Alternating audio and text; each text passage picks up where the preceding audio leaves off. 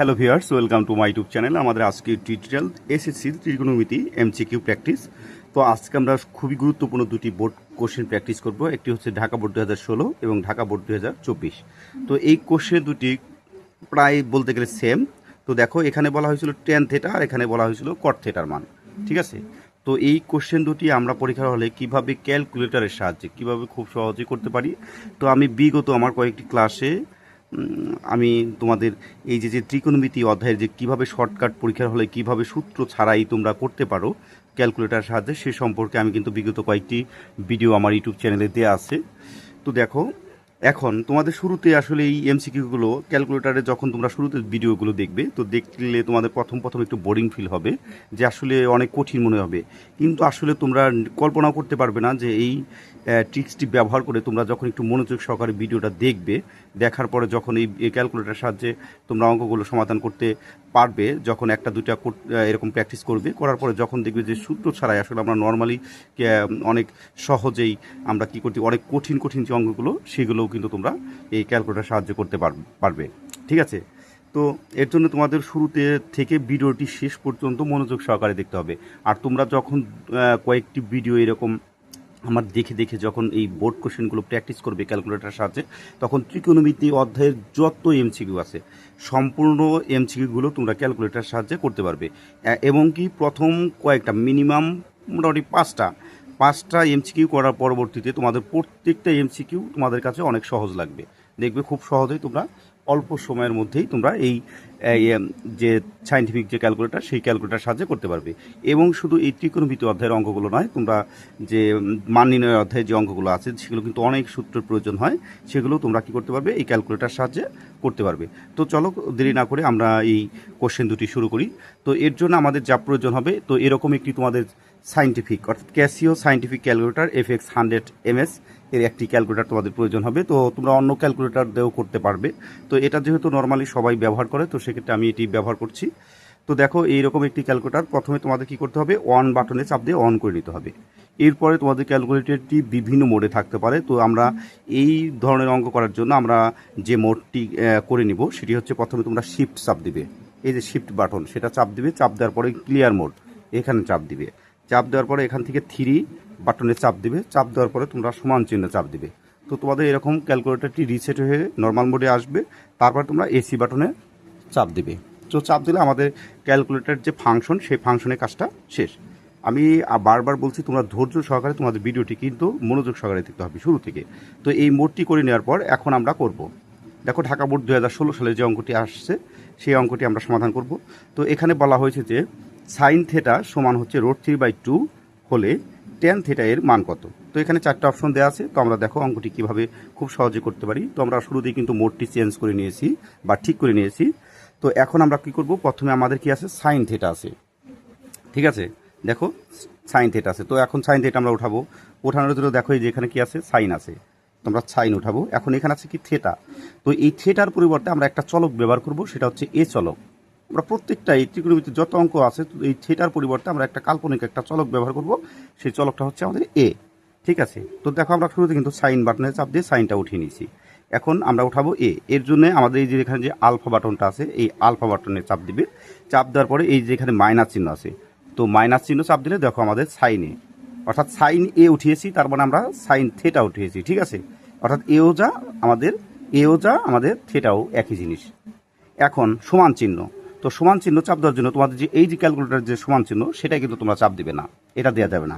এই সমান চিহ্ন আনার জন্য তোমাদের যা করতে হবে, এই যেখানে আলফা যে বাটনটা আছে, সেই আলফা বাটনে চাপ দিবে।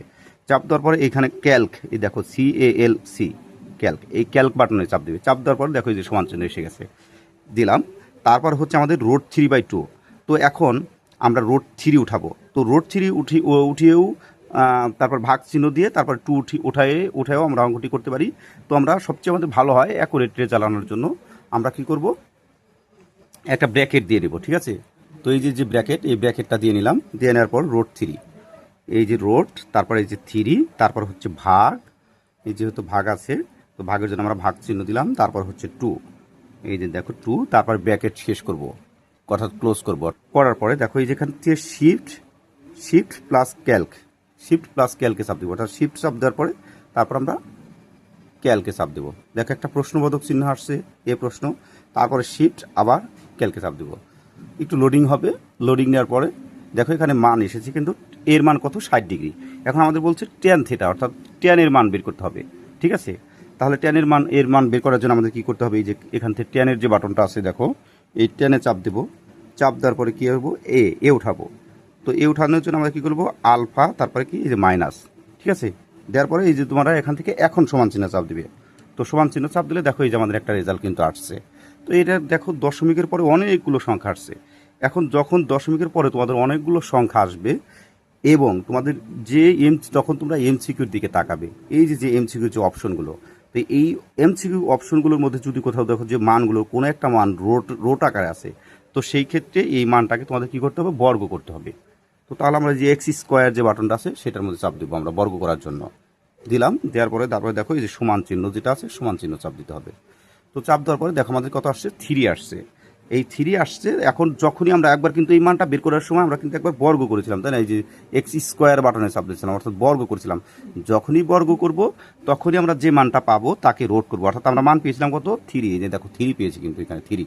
তো এম 3কে আমরা রোড করবো। তো রোড করলে কী হবে, রোড 3। তাহলে আমাদের অপশনে ক নম্বর অপশন আছে কত, রোড 3। তাহলে আমাদের ক নম্বর অপশন হচ্ছে সঠিক অ্যান্সার।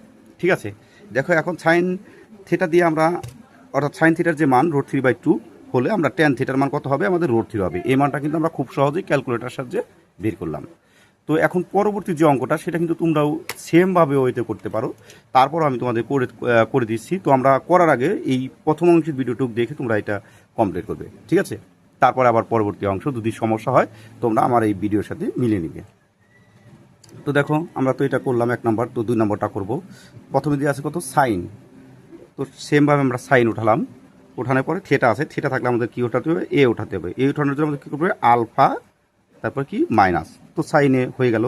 তারপর হচ্ছে আমাদের কি সমান, সমান চিহ্ন উঠানোর জন্য আলফা, তারপর কিসে চাপ দিতে হবে, ক্যালকে চাপ দিতে হবে। তো সমান হয়ে গেল। তারপরে ব্র্যাকেট, ব্র্যাকেট দেওয়ার পরে কত আছে, √3। তো রোড, তারপরে এই যে 3 দেওয়ার পরে ভাগ, ভাগ দেওয়ার পরে কত, 2। এই যে 2 দিলাম, দেওয়ার পরে ব্র্যাকেট ক্লোজ করে দেব। ঠিক আছে, দেওয়ার পরে আমরা কি করব, এই যে শিফট দেওয়ার পরে তারপরে ক্যালকে চাপ দেব। তো আবার শিফট ক্যালকে 2 বার।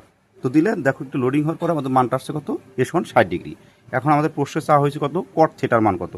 তো সেক্ষেত্রে আমরা লিখবো কট, কিন্তু আমাদের এখানে অপশনে ক্যালকুলেটারে কিন্তু কোথাও কট নেই। ঠিক আছে, তো তাহলে আমরা কটের মানটা আমরা কিভাবে, কট থিটার মানটা আমরা কিভাবে বের করব। তো সেক্ষেত্রে আমাদের কিসের মান করতে হবে, এখন কট থিটার একটা সূত্র আছে দেখো, কট থিটা সমান কি, সমান হচ্ছে 1/tan থিটা।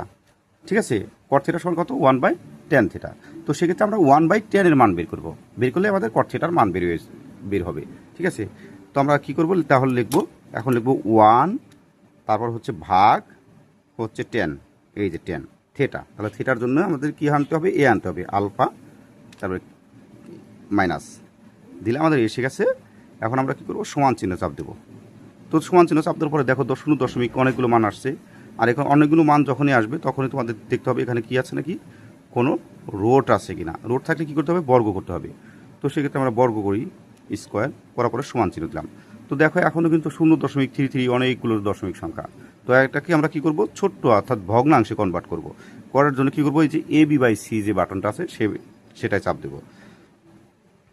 তো দিলাম, দেওয়ার পরে কী আছে দেখো, 1 কত আছে, 3। এই যে এল, উল্টা এলের মতো দেখছো একটা চিহ্ন আছে, এটা মানে এরকম সংখ্যাটা এরকম আমাদের, এই যে 1/3 এরকম।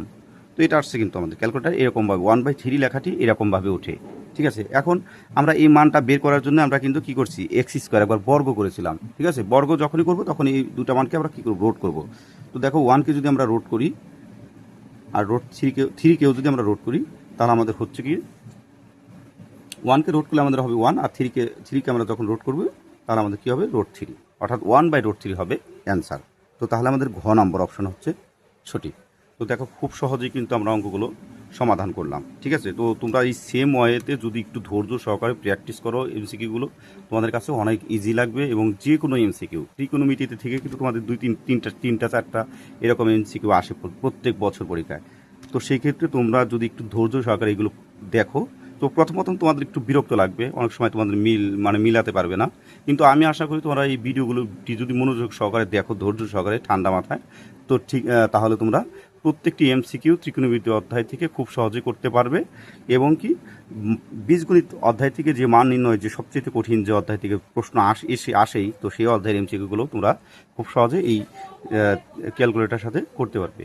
তো ধন্যবাদ, এই ছিল আমাদের আজকের টিউটোরিয়াল। তোমার পরবর্তী প্রত্যেকটি ভিডিও পেতে অবশ্যই চ্যানেলটিকে সাবস্ক্রাইব করে দিবে এবং সাথে থাকা বেল আইকনটি বাজিয়ে দিবে। তো আর তোমরা যদি এরকম আরও ভিডিও চাও তো সেক্ষেত্রে কমেন্ট বক্সে জানিয়ে দিবে। ঠিক আছে, ধন্যবাদ।